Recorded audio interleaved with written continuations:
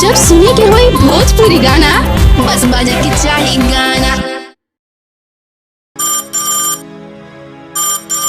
Hello. हाँ hello. कहाँ बाड़ू जान? घरे बानी। काहे मिले ना आइबू का? ना हो, भैया लोग मना कर दिले बा होली में बहरी नहीं निकले के, ना तो अइबे करती। तो हम आ जाता नहीं, इनमें कौन बड़ा बात बा? पगला गल बड़ा का? अरे तू 5 मिनट वेट कर ना। हाँ तो आवा तो थुराइयो जाइबो। हमारा के? हाँ हो। कौन थुरी हो?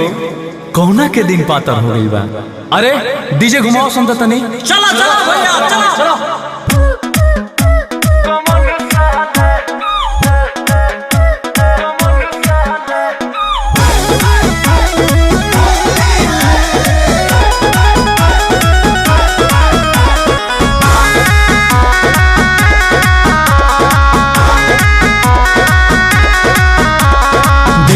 बजावा सकर सहाला दिलवा में भरल बा होली के रंग, फगुआ मनाइबे अपना लवर के संग। बोल होई रे चिल चिल। डीजे बजावा सकर सहाला, चलो तो चले के मालिक के मोहल्ला।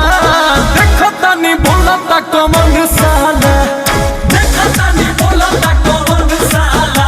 अरे देखता नी बोलता कमन साला।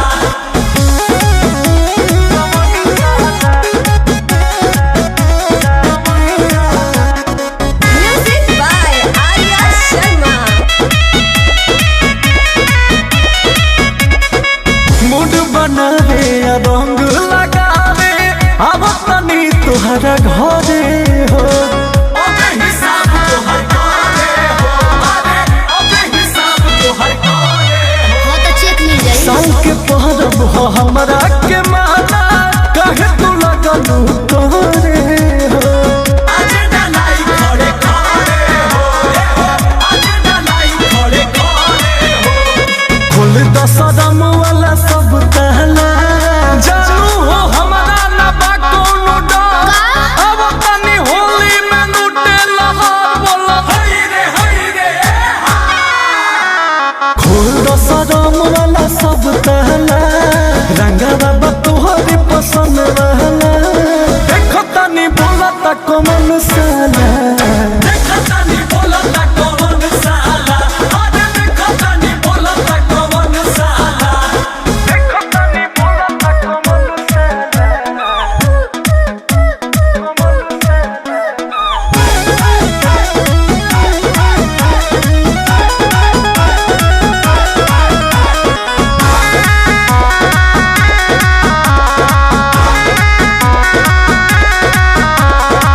बिना मिलनवा फगुनवा में बोला, कैसे ही दिलवा मानी हो। फीलिंग के लाना पहचानी हो, फीलिंग के लाना पहचानी हो। अंकुश गर्दा से होली खेले में जनी करो या न कहानी हो। आजा बहरिए राजा के रानी हो, आजा बहरिए राजा के रानी हो।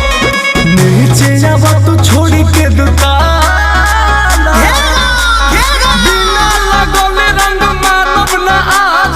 थोड़ जनी कर मोर बनल मिजाज। बोल नीचे आवा तू छोड़ के दुकाना, अब बर्दाश्त न कोइल जाला। देखो तनी बोलता कमन साला, देखो तनी बोलता कमन साला। अरे देखो तनी बोलता कमन साला।